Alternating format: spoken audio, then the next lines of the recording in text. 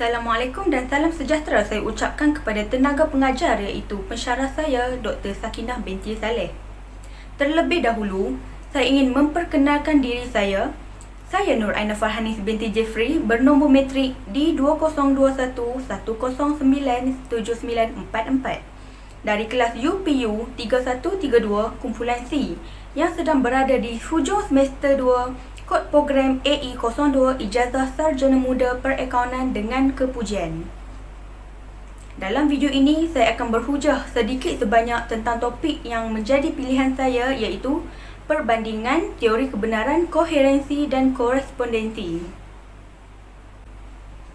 Pertama sekali, saya akan berkongsi sedikit informasi mengenai teori kebenaran sebagai pembuka bicara atau lebih sesuai disebut mukadimah saya berkenaan topik ini. Kebenaran dalam falsafah mempunyai pelbagai bentuk bergantung kepada perspektif yang digunakan. Pelbagai perspektif ini kemudiannya melahirkan pelbagai jenis teori kebenaran. Kebenaran adalah sesuatu yang boleh dikatakan benar dan berdasarkan alasan yang jelas dan logik. Menurut Abbas Hamami Mintareja, kebenaran ilmu pengetahuan muncul daripada hasil penyelidikan ilmiah melalui kaedah ilmiah yang telah diseragamkan mengikut sifat asas setiap ilmu. Teori-teori ilmiah ini telah dihasilkan yang telah diuji kebenarannya. Setiap ilmu dengan tegas menetapkan jenis objek, sama ada objek itu abstrak atau konkret, sesuai dengan sikap ontologi yang mendasari dan menentukan langkah-langkah saintifik mengikut objek khusus yang ada. Jadi, kebenaran terletak pada sejauh mana subjek mempunyai pengetahuan tentang objek. Sedangkan ilmu datang dari pelbagai sumber. Sumber-sumber ini kemudiannya berfungsi sebagai ukuran kebenaran pada masa yang sama. Dalam bahagian ini, terdapat dua teori kebenaran yang tumbuh dan berkembang dalam tradisi falsafah yang akan dibincangkan. Teori pertama yang akan kita ketahui dengan lebih mendalam adalah teori kebenaran korespondensi. Teori ini berasaskan fakta objektif sebagai asas kebenarannya. Fakta objektif ialah semua bentuk fenomena dalam bentuk rupa visual, gelombang bunyi, rasa dan tekstur yang boleh ditangkap melalui panca indera. Secara mudahnya, sesuatu kenyataan itu dianggap benar jika ada fakta. Jika tidak, maka kenyataan itu tidak benar. Teori korespondensi ini dianuti oleh pengikut realisme, antaranya Plato, Aristotle, More, Ramsey dan Russell. Antara falsafah timur seperti Syekh Abdullah Basmih juga menggunakan teori kebenaran korespondensi. Buktinya, tafsiran Syekh Abdullah Basmih banyak menghubungkan dengan fakta-fakta yang telah disebut sendiri di dalam Al-Quran maupun hadis. Teori ini sering dikaitkan dengan teori empirikal ilmu. Teori kebenaran korespondensi adalah teori kebenaran yang paling awal sehingga dapat digolongkan ke dalam teori kebenaran tradisional kerana Aristotle sejak awal sebelum abad moden mensyaratkan kebenaran ilmu itu sesuai dengan realiti atau realiti yang diketahuinya.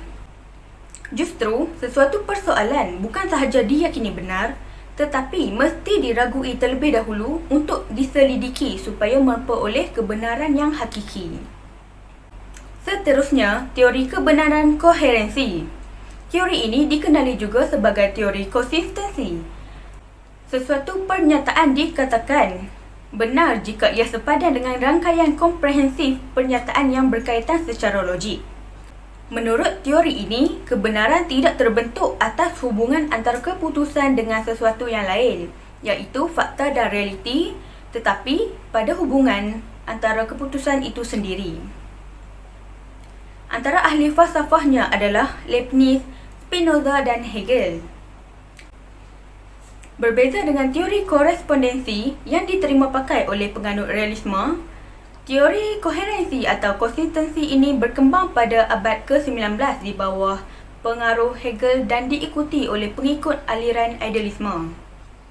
Teori koherensi muncul dalam langkah-langkah kaedah saintifik iaitu daripada menentukan masalah, mewujudkan kerangka masalah dan kesimpulan.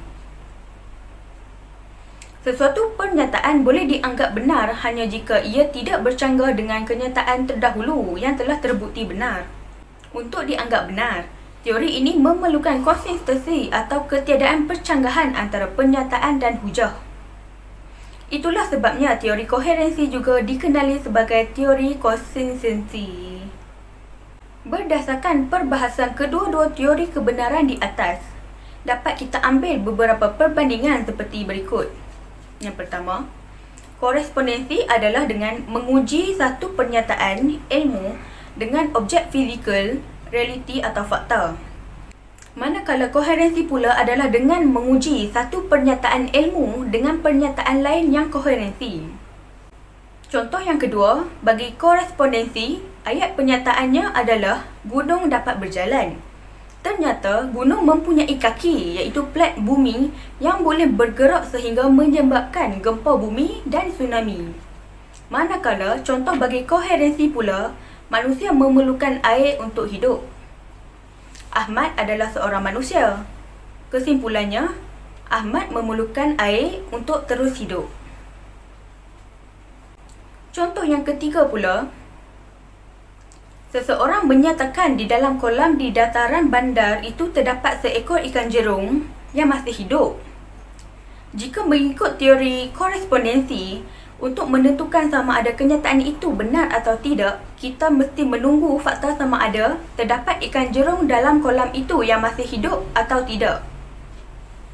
Manakala, mengikut teori koherensi, tanpa menunggu fakta, kita boleh menentukan bahawa kenyataan orang itu tidak benar. Ini kerana ia bercanggah dengan teori sedia ada bahawa jerung adalah seekor ikan air masin, iaitu di laut. Tidak logiklah jika ikan air masin boleh hidup di dalam air kolam dataran bandar yang merupakan kolam air tawar. Kesimpulannya, perbezaan antara teori koherensi dan teori korespondensi terletak pada asas pembuktian kebenaran.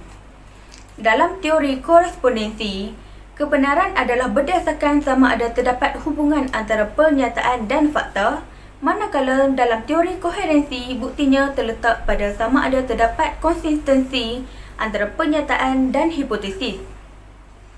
Ilmu-ilmu kealaman secara umum menuntut kebenaran korespondensi kerana fakta objektif diperlukan dalam membuktikan hujah, tetapi ia juga tidak dapat dipisahkan daripada teori koherensi.